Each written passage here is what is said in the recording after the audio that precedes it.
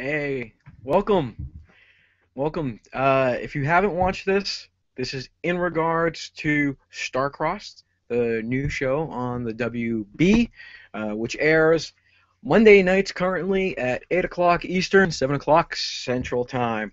Uh, this is the intro. Bum, bum, bum. Someday when I get really cool music, this is where it's going to enter. Dun, dun, dun. And if I get enough memory to do some real editing, this is where it goes. Dun, dun, dun. Okay, Skull and Crossboners.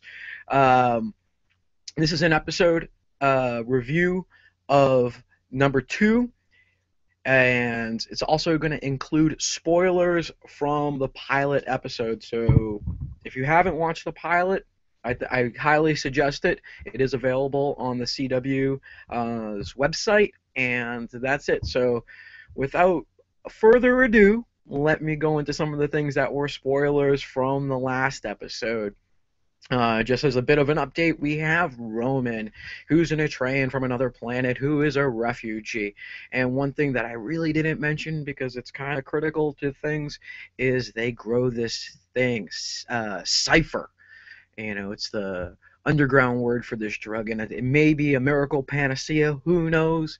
And when Emery finally gets to go to see what it is, Roman goes, "It's saffron. It's no big deal." And then she's like, oh, she's all disappointed. But then Julia's going to die of her cancer. And then you're like, oh my God, Julia's going to die. And she runs away crying after saving Roman from the big fight.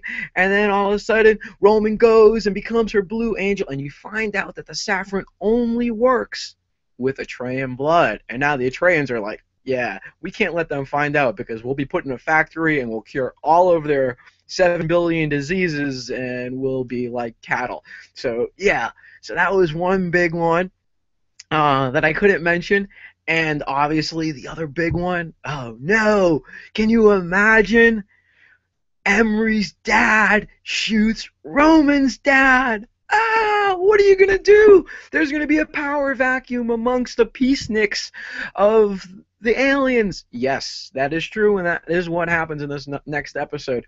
The next episode opens up immediately with bombings being held clandestine style within the ghetto that the Atreans live in.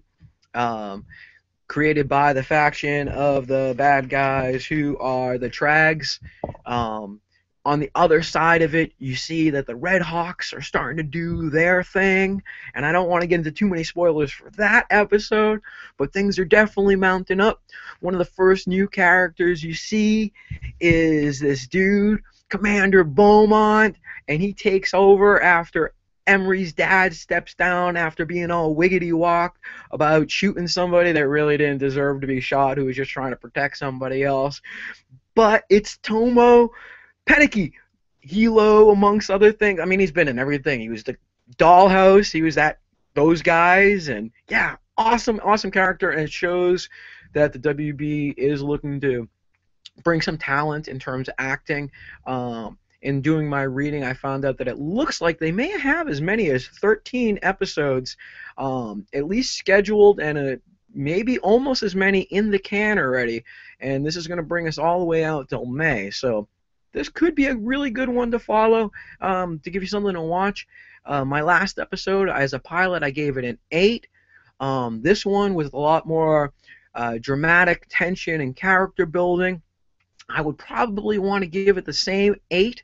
I think that they're doing a good job of maintaining the momentum, fleshing out this little universe that they have. We get to see a little bit more of the background in terms of where people are living, who's in what faction, and a little bit more in terms of the duplicity of people that may seem one way, but may actually be another. Um, that's about it. I don't want to go into too heavy of spoilers, but let me see if there's any really cool things that I might have missed.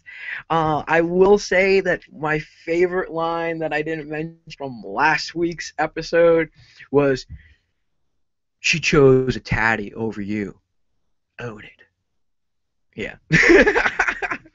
And As Astila Vive. That means thank you. So I might end all of these with Hasta la Vive. We do have a new character introduced as Pollux also, um, who is Nox's father, Nox's brother, who is Roman's father. Apparently, they were very adversarial, and this episode goes into what that means in terms of how the uncle tries to step in to help out the family, and lo and behold, we find out that not only was Nox the liaison leader in regards to the humans, but he actually runs a faction, a part of the one of the four tribes that are known by the Atreians, and as a result, there is a vacuum that's created, and that's one of the big plot movers for this one. Once again, I give this 8 out of 10. I don't want to go too long because as soon as I start babbling on, loose lips, shink sips, and dip, dip, dip. So that's it. Hasta la vive to all you people for watching, and that's it. Much love. As always, tube wisely. If you're at all interested in any of the junk that I'm saying, click down below, and that's it. Have a great day.